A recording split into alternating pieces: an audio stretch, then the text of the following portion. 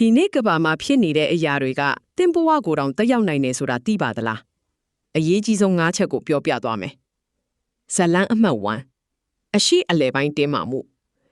အရှိအလဲပိုင်းမှာစစ်ရေးတင်းမာမှုပြန်တက်လာတာပါအီရန်က Hormuz Strait ကိုပိတ်နိုင်တယ်လို့သတိပေးထားပြီး American နဲ့စစ်ရေးအခြေအနေကမတည်ငြိမ်သေးပါဘူးဒီနေရာကကမ္ဘာစီပမာဏ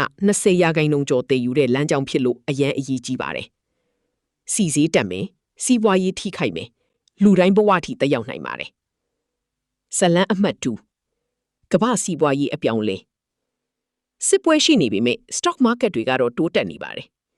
ဒါပေမဲ့တကယ်တမ်းမှာစီးစည်းမြင့်နေတယ် inflation တက်နိုင်တယ်အချို့နိုင်ငံတွေမှာစီးပွားရေးလျော့နီးလာနေပါတယ်အနာဂတ်ကမတည်ငြိမ်သေးဘူးဆိုတာကိုကျွမ်းကျင်သူတွေပြောနေပါတယ်ဇလန်းအမှတ်3ကမ္ဘာစနူကာချန်ပီယံရှစ်စတင်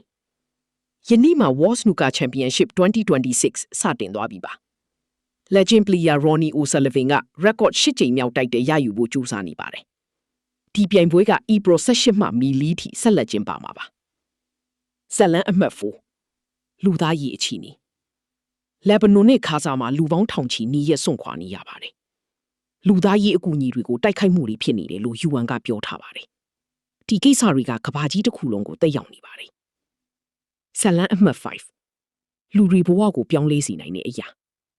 ဒီနေ့မှာ communication ကအရေးကြီးနေပါတယ်အမှန်တရားတွေသိလာတာနဲ့အမျှဘဝလမ်းကြောင်းပြောင်းသွားနိုင်ပါတယ်ဒါကတင့်အတွက်လေးဖြစ်နိုင်ပါတယ်ဒီလိုကမ္ဘာသတင်းတွေကိုနေ့တိုင်းအမြန်ဆုံးသိချင်ရင် like နဲ့ subscribe လုပ်ထားကြပါကျေးဇူးတင်ပါတယ်